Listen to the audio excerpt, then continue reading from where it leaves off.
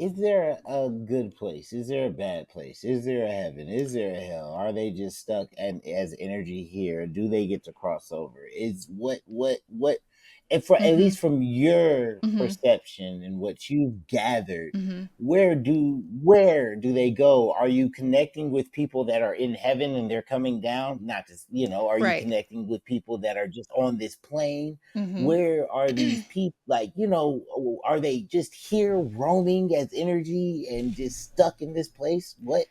So, I'm sorry. I yeah, know no, it's a great I'm question. so sorry. No, that's actually a very good question. It's a great question.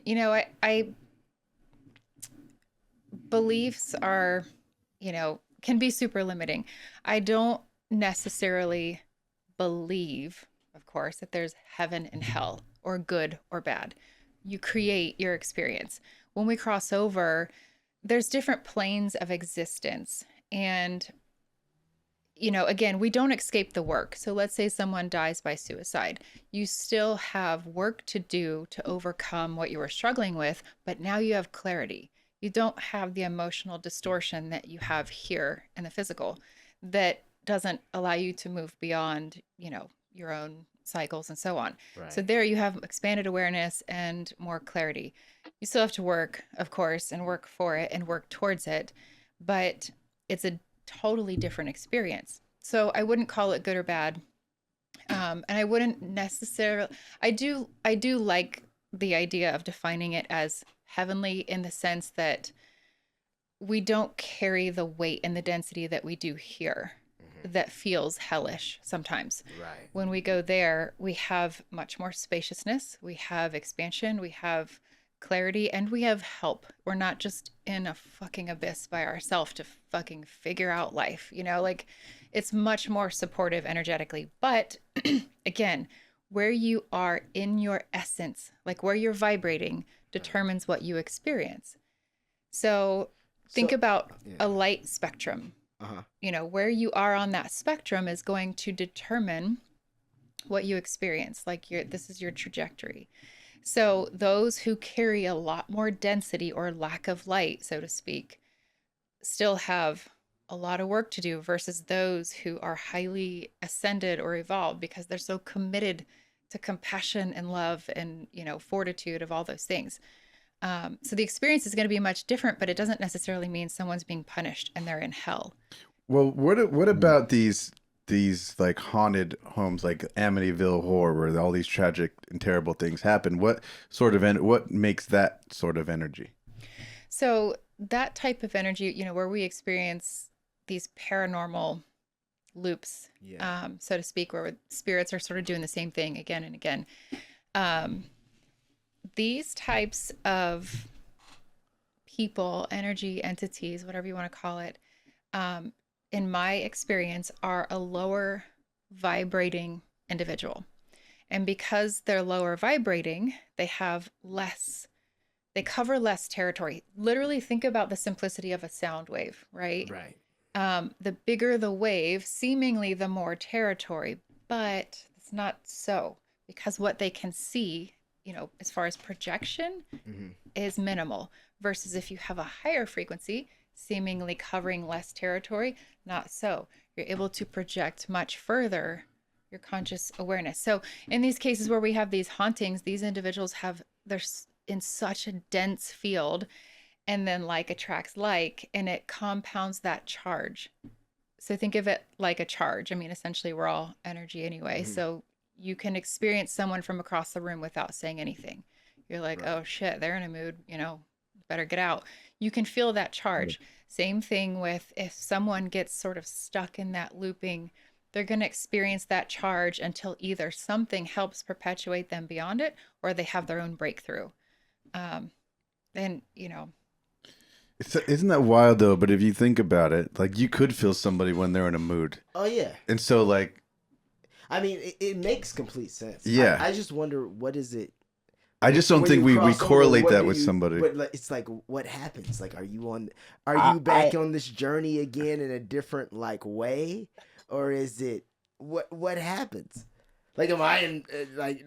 do I die? And then I'm like, oh man, well, I got more growing to do. Let's make a podcast here too.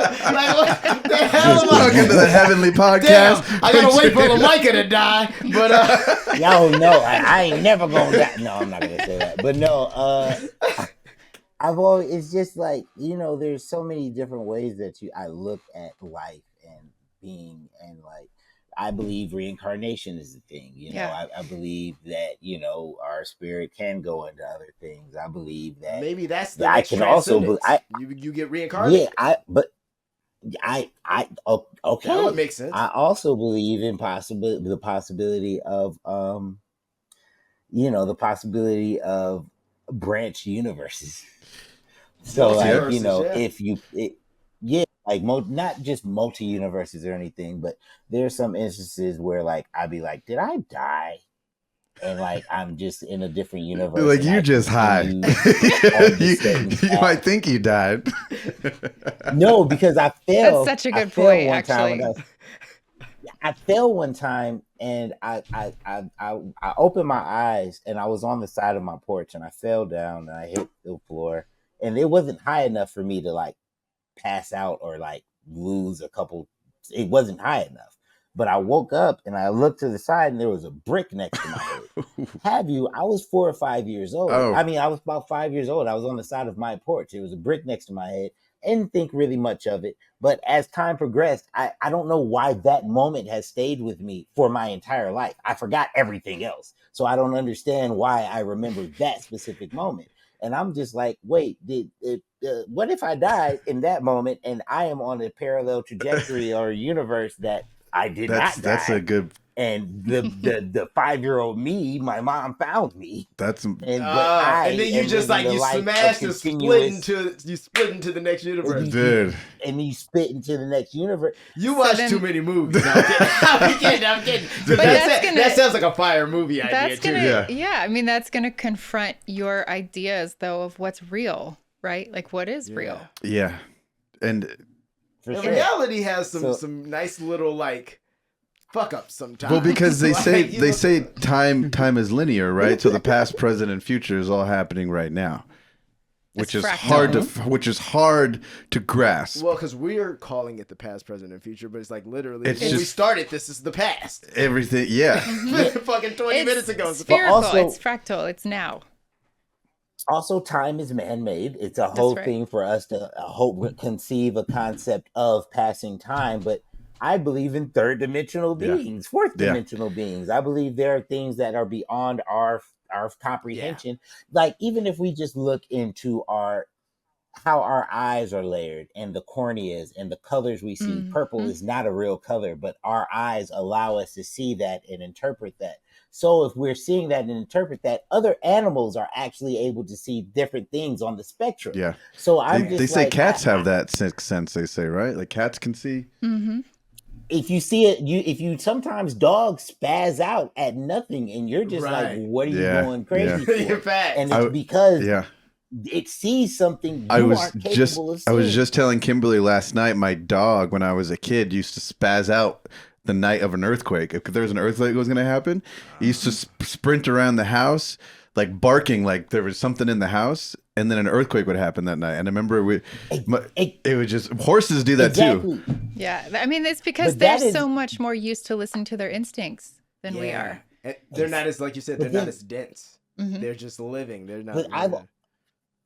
But then I've had this theory that we human beings aren't of Earth because all these animals, all the animals and everything that are of Earth are very much so in tune with the Earth. So when things are about to happen, you see a flock of animals fleeing and going the other way, and it's just us that are just like, what's going on? But I feel like dumbing down of time. I think that's a cultural thing, because if you think back to like Native Americans, like they would take a lot of these ancient. Well, I mean, I can see what you're saying, because they would take ayahuasca to open their mind, to attach to the spirit world and ask it questions, but they were also way more in tune with nature, for sure, and with everything.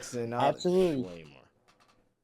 And with them doing things like ayahuasca, because like even with DMT, we have DMT inside of our spines or something like that. So when we die, it's released, and then I don't know what happens. I've never done DMT, but I know it's inside of us and shit goes down. So why do I have to buy this shit? Why do I just get to the shit?